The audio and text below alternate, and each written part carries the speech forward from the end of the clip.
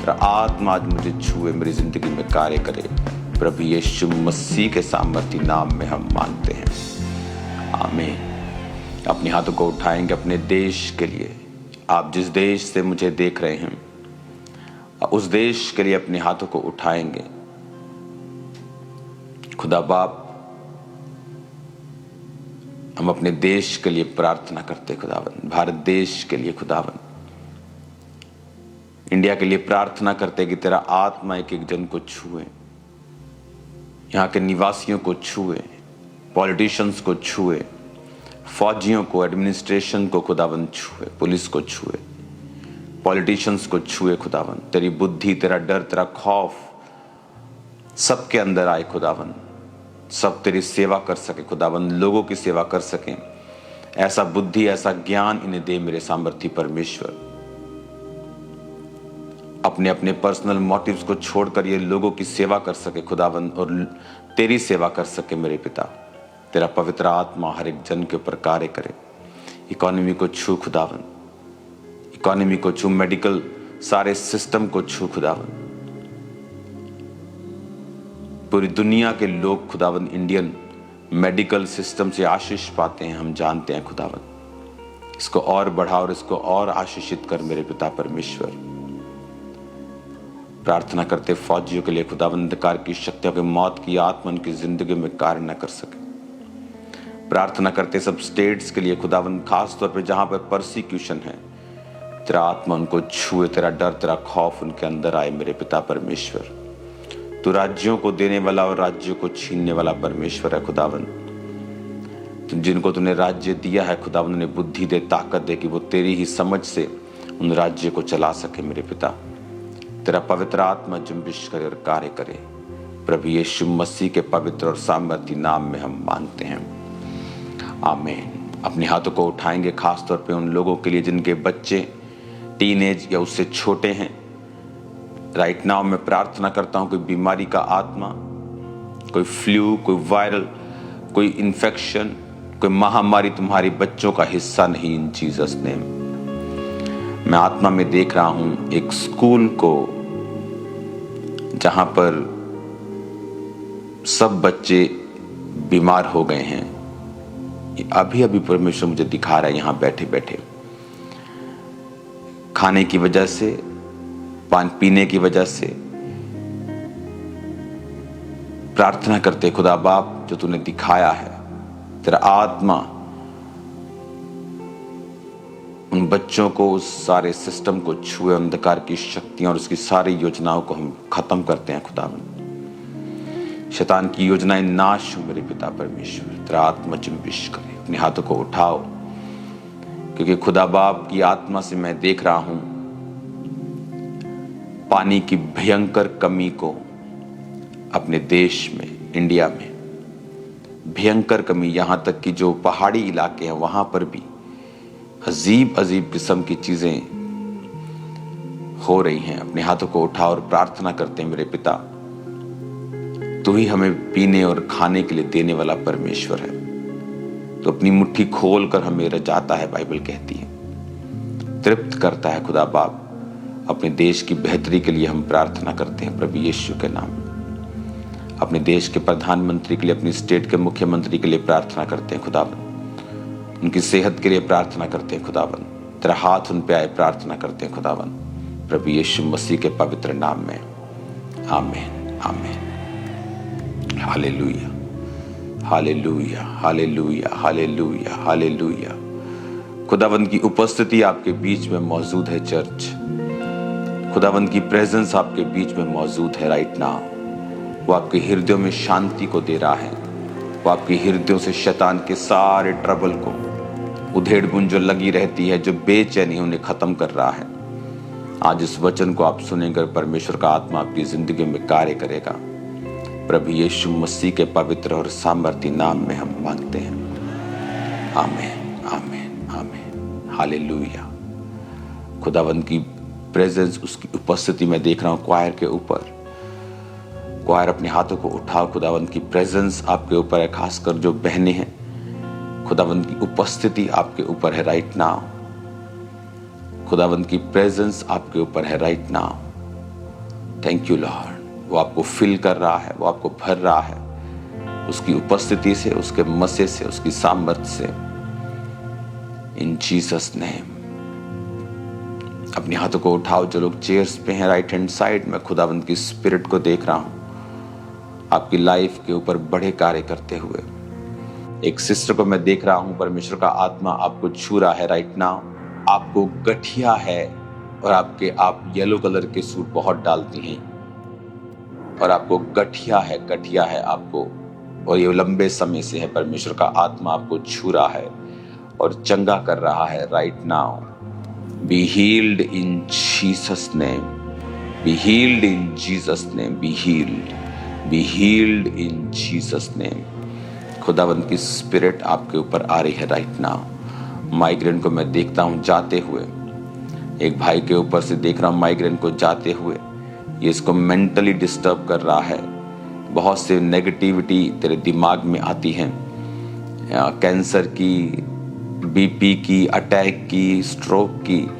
परमेश्वर का आत्मा तुझे टच कर रहा है और हील कर रहा है। तेरी उम्र खुदा के हाथ में है, डोंट वरी। मैं तेरी लाइफ के ऊपर घोषणा करता हूं कि तू परमेश्वर के नाम में दीर्घ आयु से तृप्त होगा और परमेश्वर के उद्धार को देखेगा इन जीसस नेम। खुदावंद का आत्मा आपको छू रहा है और ब्लेस कर रहा है आज। प्रभु यीशु मसीह के पवित्र नाम में हम मांगते हैं, आमीन, आमीन, आमीन। हालेलुया। ऊंची आवाज में कहो hallelujah, hallelujah, hallelujah, hallelujah. Thank you Lord. अपनी बाइबल को उठाओ, अपने घुटनों पे आ जाओ या बैठ जाओ और कहो, पिता आज जो वचन मैं सुनने जा रहा हूं वो 100 गुणा फलों को लेके आए। अंधकार की शक्तियां इन वचनों को चुरा ना सके। प्रभु यीशु मसीह के पवित्र नाम में आमीन, आमीन, आमीन। एक हाथ को उठाकर फिर से कहो, आज जो कुछ मैं सुनूंगा मैं वायदा करता हूं मैं इसे मानूंगा और मैं इसका प्रचार करूंगा और मैं अपने परिवार में भी ये देखूंगा कि वो लोग भी इस वचन को फॉलो करें। इन जीसस नेम, आमीन। तारीफ करो जोर से, जोर से, जोर से, जोर से। स्वागत है खुदावंद की प्रेजेंस में। मैं आपसे बहुत हजारों किलोमीटर दूर हूं और 2-3 दिन में फिर मेरी फ्लाइट है। जल्दी मैं आपके बीच में हूंगा, लेकिन स्पिरिट में मैं आपको देख रहा हूं। मैं आपके बिल्कुल पास हूं। सब कुछ परमेश्वर का आत्मा आपके बीच में कर रहा है।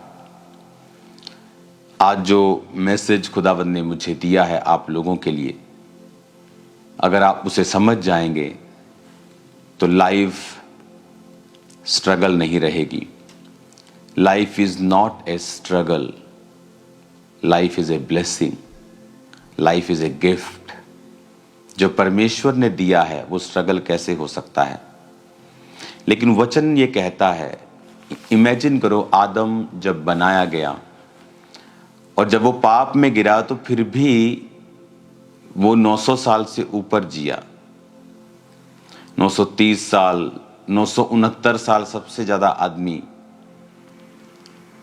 वो जिया। मतुशले, हनोक, अगर आप इस पीढ़ी को आप देखेंगे तो सबसे ज्यादा ये जिए। इमेजिन करो पाप करने के बाद भी वो 1000 साल के करीब जीते थे। तो सोचो अगर वो पाप नहीं करते वो कितने हजारों साल परमेश्वर ने उनको चलने के लिए बनाया था। उनका हार्ट 900 साल काम करता रहा, उनकी किडनीज, उनके लीवर, उनका ब्लड सिस्टम, उनके हार्मोन्स, उनकी आंखें। इमेजिन करो कि 900 साल तक कोई डॉक्टर नहीं होते थे तब कि ऐनक लगवा दी आपको।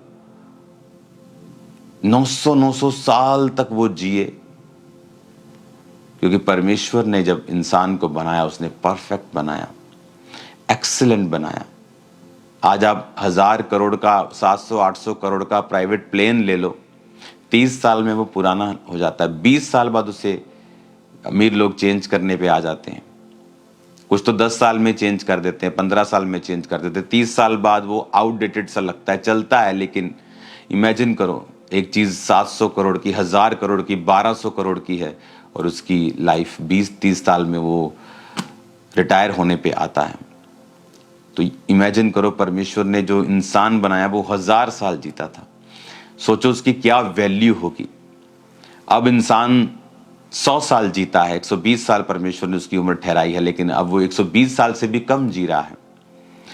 जैसे जैसे पाप बढ़ता गया उम्र कम होती गई, जैसे जैसे परमेश्वर के वचन के खिलाफ चीजें होती गईं, परमेश्वर अपनी ब्लेसिंग को कम करता गया। नूह के टाइम परमेश्वर ने कहा आदम यानी इंसान की उम्र 120 वर्ष की होगी। पता नहीं उसके बाद शायद परमेश्वर ने कुछ और डिसीजन ले लिया होगा, वो तो बाइबल में रिकॉर्ड हो गया। शायद अब और डिसीजन परमेश्वर का हो गया, अब 120 भी नहीं होगी। आप देखो अपने आसपास लोग 120 साल के अब नहीं जा रहे हैं। बहुत कम दुनिया में लोग हैं जो 100 क्रॉस कर रहे हैं। रीजन परमेश्वर नहीं है, रीजन इज सिन। हम परमेश्वर के वचन से दूर हैं। आज जो चीज मैं आपको दिखाना चाहता हूं उसे आप बड़े ध्यान से समझें। भजन संहिता 38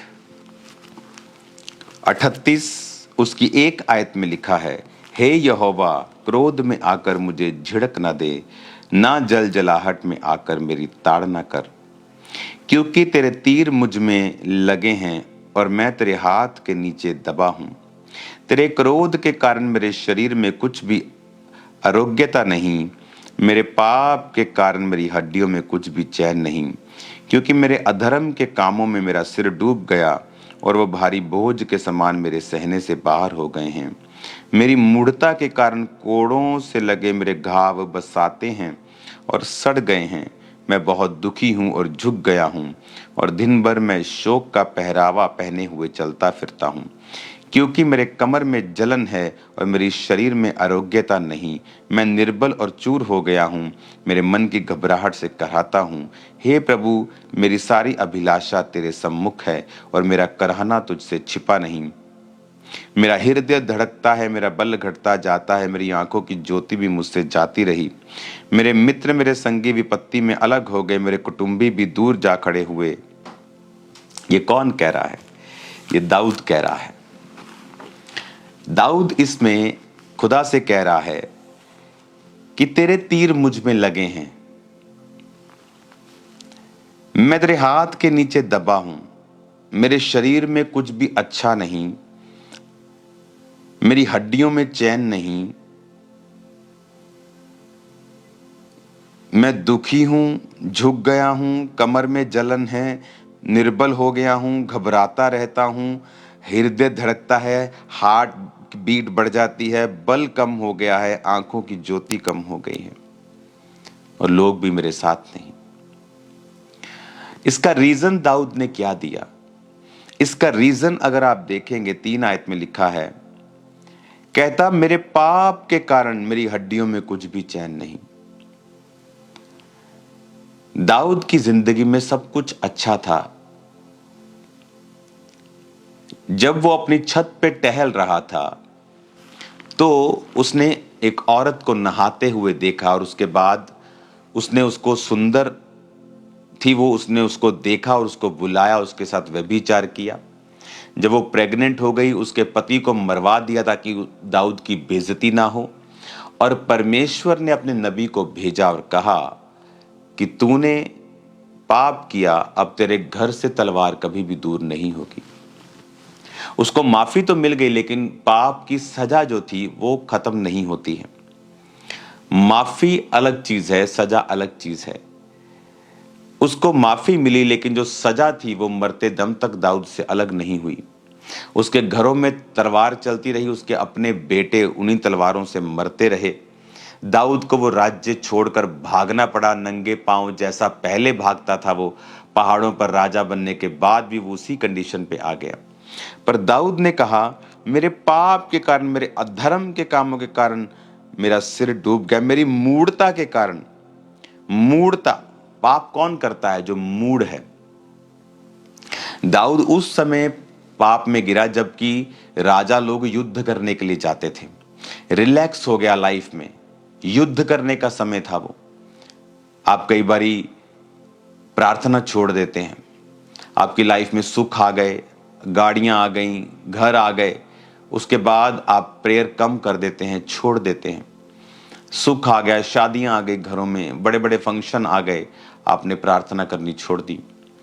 और उसी समय जब आप प्रेयर करना छोड़ देते हैं, शैतान उस समय का फायदा उठाता है, क्योंकि आपकी स्पिरिचुअल लाइफ में जो परिपक्वता है या आपकी स्पिरिचुअल लाइफ में जो, जैसे दाऊद की जिंदगी में वो फाइट के लिए नहीं गया, एक रिलैक्सेशन मोड में चला गया।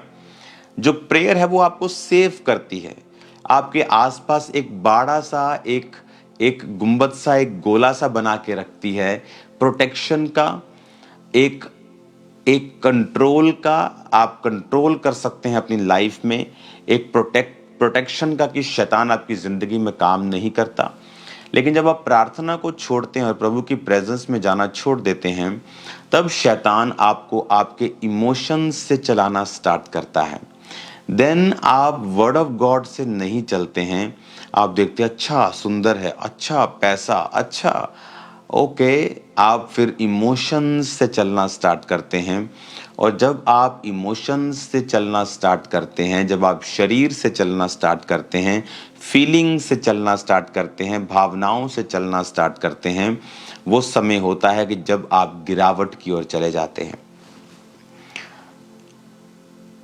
जिस तरह नियोमी और उसका पति, जब उसे देखा खाना नहीं है यहाँ खुदा के घर में बैतलहम में, तो वो मोआब की तरफ गए जहां जाना सही नहीं था, क्योंकि वो लोग खुदा से दूर थे। इमोशंस, फीलिंग्स, तब आप बाय फेथ नहीं चलते कि नहीं मैं अपने परमेश्वर के प्रेजेंस में रहूंगा, वो खाना दे चाहे ना दे, अगर उसने मुझे बनाया है वो मेरी सप्लाई भी करेगा। लेकिन जब आप फीलिंग से चलते हैं, डर से चलते हैं, घबराहट से चलना स्टार्ट करते हैं, तब शैतान आपकी लाइफ में एंट्री करता है। क्या कहता वो 7 आयत में, कहता मेरी कमर में जलन, शरीर में आरोग्यता नहीं, निर्बल हो गया हूं, चूर हो गया हूं, घबराता रहता हूं। हार्ट बीट बढ़ गई है, घबराहट होती रहती है, मैं निर्बल हो गया हूं, वीक हो गया हूं, कमर दुखती है, दुखी हो गया हूं, झुक गया हूं, हृदय धड़कता है, बल घटता जाता है, आंखों में ज्योति नहीं है। इसका रीजन क्या था? कहता मेरे अधर्म के कामों में, मेरे पाप के कामों के कारण। वचन कहता है व्यभिचार करने वाला अपने शरीर के खिलाफ पाप करता है। प्रभु के खिलाफ तो वो पाप करता ही है, लेकिन वो अपने शरीर के खिलाफ भी पाप करता है। 2 तरह की परीक्षाएं आप एक विश्वासी के रूप में देखते हैं। एक परीक्षा होती है, जैसे दाऊद की जिंदगी में तब थी जब वो भेड़ बकरियों को चराता था। इसीलिए भेड़ बकरियों को चराता था क्योंकि फैमिली में रिजेक्टेड था, इसीलिए रिजेक्टेड नहीं था क्योंकि वो पापी था, वो इसलिए रिजेक्टेड था क्योंकि उसकी बातें उनके साथ मिलती नहीं थी, वो धर्मी था। यूसुफ के जीवन में परीक्षा आई जब वो गड्ढे में गिराया गया, इसलिए नहीं कि वो पापी था, इसलिए कि वो दूसरों से ज्यादा धर्मी था। जब वो बात करता था तो दूसरे चिढ़ते थे, जब वो बात करता था दूसरे चिढ़ते थे। क्यों चिढ़ते थे? क्योंकि जो धर्मी की बातें होती हैं वो दूसरा व्यक्ति जो पापी है, जो शारीरिक है, उसके लिए वो मूर्खता की बातें, उसके लिए वो बेवकूफ़ी की बातें हैं, उसके लिए वो बुद्धिमानी की बात नहीं है, वो सांसारिक रूप में चलते थे और इसीलिए वो उससे नफरत करते थे और उसको गड्ढे में गिराया। एक तो ये परीक्षा है, ये परीक्षा आपके पाप के कारण नहीं, आपकी पवित्रताई और प्रभु में अच्छी तरह से चलने के कारण है। इस परीक्षा के कारण आपके जीवन में दुख नहीं होगा। वो दुख जो आपको लगता है दुख है, वो धीरे धीरे परमेश्वर उसको आनंद में और विक्ट्री में और टेस्टिमनी में बदल देता है, क्योंकि उसी यूसुफ को परमेश्वर ने ट्रेंड किया और फिर वो प्रधानमंत्री की कुर्सी तक पहुंचा। लेकिन जो परीक्षा अधर्म के कामों के कारण और पाप के कारण आई, उसके कारण वो आपको फलवंत नहीं करती बल्कि आपको शर्मिंदा करती है। इसीलिए दाऊद जब उस पहाड़ पर भागा जा रहा था पाप के बाद, जब उसका बेटा उसके खिलाफ हो गया, तो वचन कहता है कि एक व्यक्ति आकर दाऊद को ओछा ओछा और कोसने लगा, और दाऊद ने अपने लोगों को कहा, इसको कुछ मत कहना, क्योंकि जो भी ये हो रहा है ये यहोवा की ओर से हो रहा है। यानी एक ऐसी परीक्षा जो हमने अपने पाप के कारण अपनी जिंदगी में ली है, वो हमें बढ़ाने के लिए नहीं है, बल्कि वो हमें शर्मिंदा करती है, कमजोर करती है, हमारे बल को कम करती है। लेकिन परमेश्वर कहता है कि मैं क्षमा करने वाला परमेश्वर हूं। और जब आप परमेश्वर की ओर फिर से जाते हैं और अपनी लाइफ में अपनी कमियों को रिकॉग्नाइज करते हैं कि ये मेरी जिंदगी में कमी है, और आप उसको छोड़ते हैं और आप परमेश्वर की ओर जाते हैं और परमेश्वर की प्रेजेंस में जाकर आप माफी मांगते हैं और फिर से अपनी जिंदगी को आप लाइन पर लेके आते हैं और पाप से निकलते हैं, तो परमेश्वर फिर से आपको आनंद देता है। हालेलुया। अब 16 आयत में लिखा, कहता है, क्योंकि मैंने कहा ऐसा ना हो कि वो मुझ पर आनंद करें, जब मेरा पांव फिसल जाता है वो मुझ पर अपनी बड़ाई मारते हैं। अब मैं गिरने पे हूं, मेरा शोक निरंतर मेरे सामने है, इसलिए कि मैं तो अपने अधर्म को प्रकट करूंगा और अपने पाप के कारण खेदित रहूंगा। अब वो कह रहा है कि मैं अपने पाप के कारण खेदित हूं, यानी वो पश्चाताप कर रहा है। कहता अधर्म को प्रकट करूंगा, प्रभु को बताऊंगा कि मुझसे अधर्म हुआ है और मैं उसकी माफी को मांगूंगा। जैसे ही आप माफी को मांगते हैं, आप प्रभु के साथ अपने कनेक्शन को राइट करते हैं। आप नशे को, व्यभिचार को, चोरियों को, परमेश्वर के नाम में आप मूर्ति पूजा को, बहुत सारी चीजें जो बाइबल के खिलाफ है, आप उनको जब छोड़ते हैं, तो वचन ये कहता है कि परमेश्वर आप पर कृपा करते हैं। वो कहता है कि वो तेरी लाइफ को फिर रिस्टोर करता है। जो छिन गया है, जो चला गया है, परमेश्वर उसको वापस करता है। आमीन। अब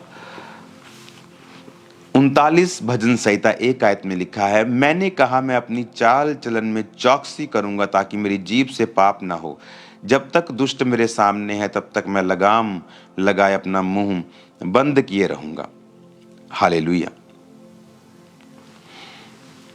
अब अगर आप इस पूरे 39 अध्याय को आप पढ़ेंगे तो आपको ये मालूम होगा कि वो तौबा कर रहा है, साथ साथ उसके दिल में एक पछतावा भी है। वो पेन अनबेरेबल है, लेकिन परमेश्वर उसको छुड़ाता भी है। और वो क्या कहता है कि भजन संहिता 38 उसकी 19 आयत में कहता है, मेरे शत्रु फुर्तीले और सामर्थी, मेरे बैरी बहुत से हैं। अब यहां पर वो एक चीज को बयान कर रहा है जो 16 आयत में लिखा है, क्योंकि मैंने कहा ऐसा ना हो कि वो मुझ पर आनंद करें। यानी जब आप पाप करते हैं तो आप अपने शत्रु को आनंद करने का मौका देते हैं। जब आप पाप करते हैं तो आपका शत्रु ये सोचता है कि उसने आप पर अटैक किया और वो कामयाब हो गया। पर वचन कहता है कि शत्रु कभी भी क्रिश्चियन व्यक्ति पर कामयाब नहीं होता। वो आएगा और शर्मिंदा होकर जाएगा। आपने देखा है ये होते हुए, एक बार नहीं खामरा चर्च, थाउजेंड्स टाइम, सैकड़ों सैकड़ों सैकड़ों के सैकड़ों बार आपने देखा है चर्च में पूरा होते हुए। शत्रु उठा, आया, शर्मिंदा हुआ, 7 दिशाओं से भागा, फिर खड़ा हुआ, फिर शर्मिंदा हुआ। क्यों? क्योंकि कोई भी अटैक आप पर नहीं चलता जब तक आप अपने अधर्म और अपने पाप के कारण शत्रु को मौका ना दें। अब दाऊद ये कह रहा है कि मेरा शत्रु मुझ पर आनंद कर रहा है, प्रभु उसको रोक, मैं अपने पाप को मानता हूं। लेकिन उसे ये प्रार्थना करने की भी जरूरत नहीं पड़ती अगर वो इस पाप में ना फंसता तो, क्योंकि वचन कहता है कि तुम्हारे कारण अन्य जातियों में मेरे नाम की निंदा की जाती है। कि जब तुम पाप करते हो और तुम्हारे जीवन में शैतान अटैक करता है, फिर लोग परमेश्वर के को जज करने लगते हैं। वो ये नहीं देखते कि इस व्यक्ति ने पाप किया है, वो परमेश्वर को जज करने लगते हैं, वो पूरी कौम को जज करने लगते हैं। हालेलुया। आज मैं चाहता हूं कि आप एक 1.5 मिनट की वीडियो को देखो, जहां एक जगह पर मैं था और सामने बहुत सारे पहाड़ थे। तो मैंने परमेश्वर की आत्मा से अंदर कहा कि परमेश्वर, मैं इन पहाड़ों की ओर देख रहा हूं, मुझे कोई मैसेज दे तू। मैं इन पहाड़ों की ओर देख रहा हूं, मुझे तू क्या कहना चाहता है। सडनली परमेश्वर की आत्मा ने मुझसे बात की। पहले आप वो वीडियो को देखो। 2 पहाड़ है सामने, एक ये वाला जो ग्लेशियर है,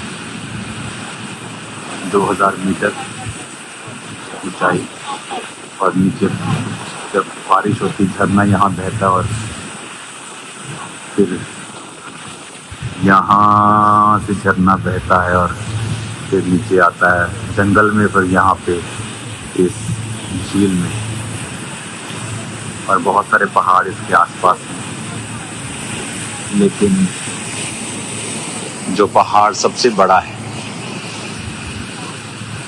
वो उतना ही ग्लोरियस दिखता है, उतना ही मैजेस्टिक दिखता है। वही हाल आत्मा के लोगों का है। जितने वो आत्मा में बढ़े, आत्मिक रूप से परमेश्वर के नज़दीक है सभी पहाड़, लेकिन जो विश्वासी, जो पास्टर्स खुदा के नज़दीक हैं, वो उतने ही मैजेस्टिक और ग्लोरियस और महिमा में दिखते हैं। खुदा के करीब जाओ और एक बड़ा पहाड़ बन जाओ।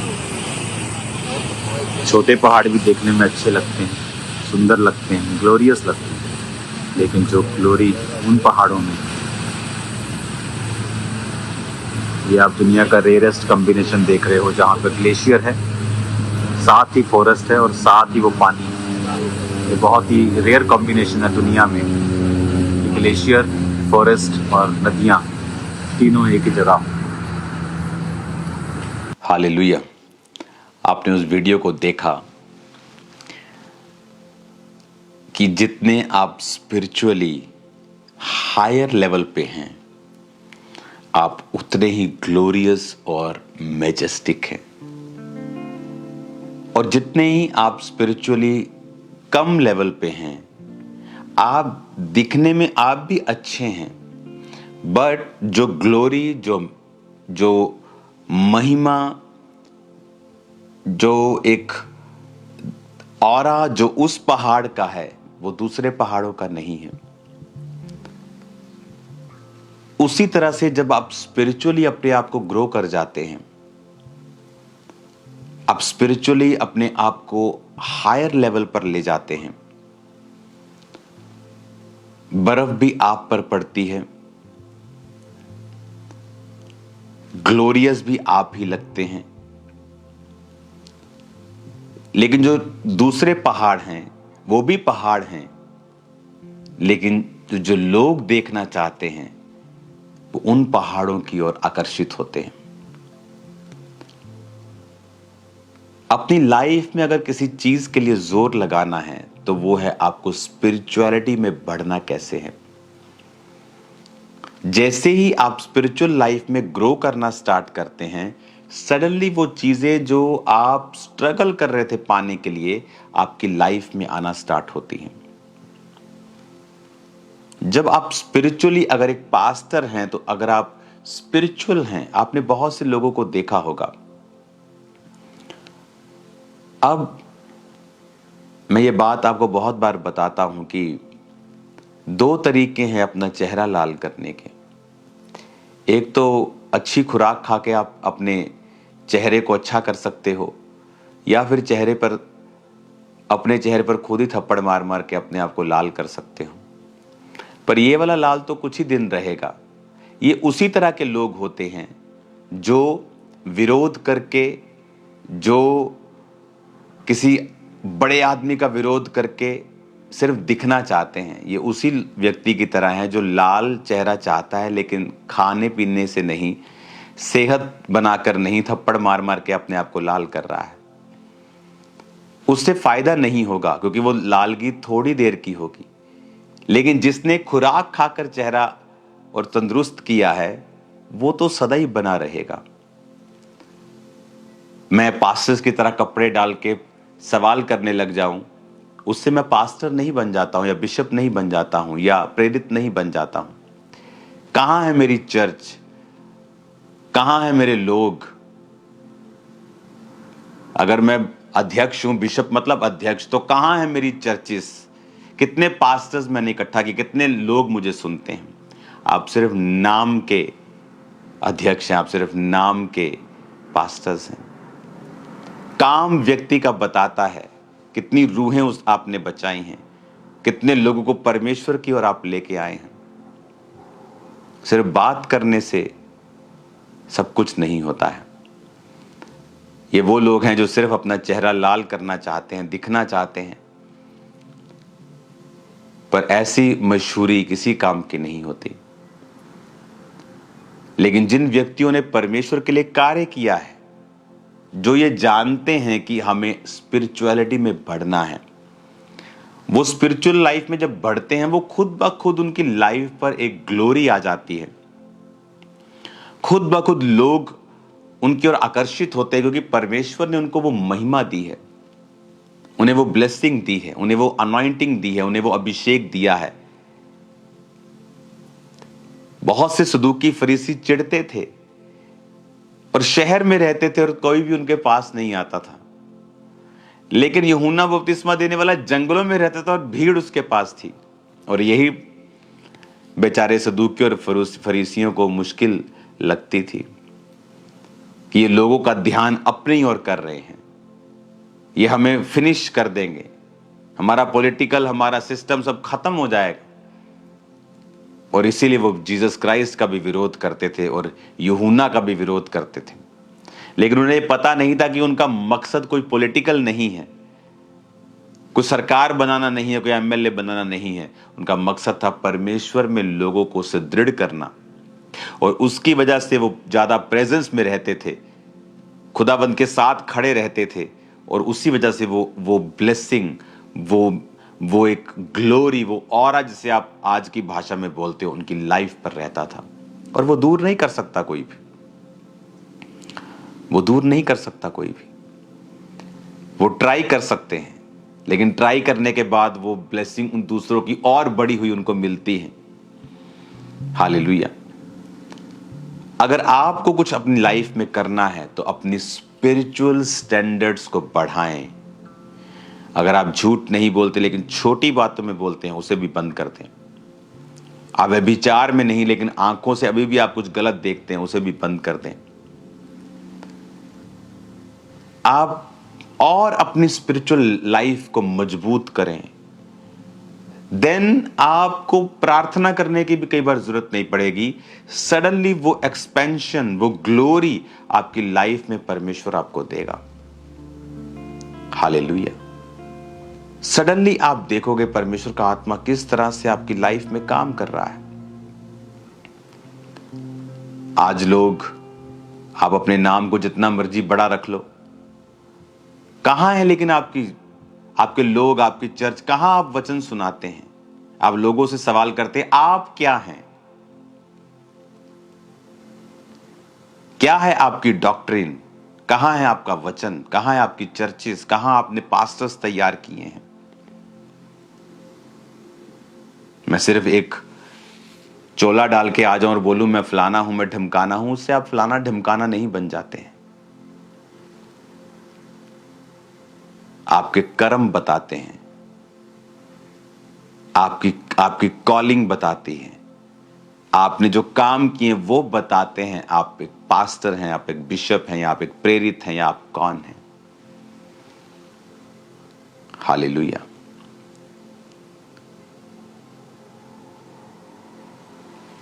कलीसिया को एक ही बात पर ध्यान देना है कि आपको स्पिरिचुअल लाइफ में ग्रो करना है। जैसे आप स्पिरिचुअल लाइफ में ग्रो करेंगे, सडनली थिंग्स चेंज होंगी। आम पहाड़ का माहौल और एक ऊंचे पहाड़ का माहौल अगर आप जाकर देखेंगे, दोनों में आपको बहुत फर्क दिखेगा। और वही एक व्यक्ति की स्पिरिचुअल लाइफ है। वो किस लेवल पर है, वो सारा माहौल ही चेंज हो जाएगा जब आप हायर लेवल के ऊपर जाएंगे। गैर भाषा बोलें, फालतू की निंदाओं से, चुगलियों से दूर रहें, अपने काम से मतलब रखें, रूहों को बचाएं, पाप से दूर रहें। सडनली आप देखोगे एक बड़े काम को अपनी लाइफ में होते हुए।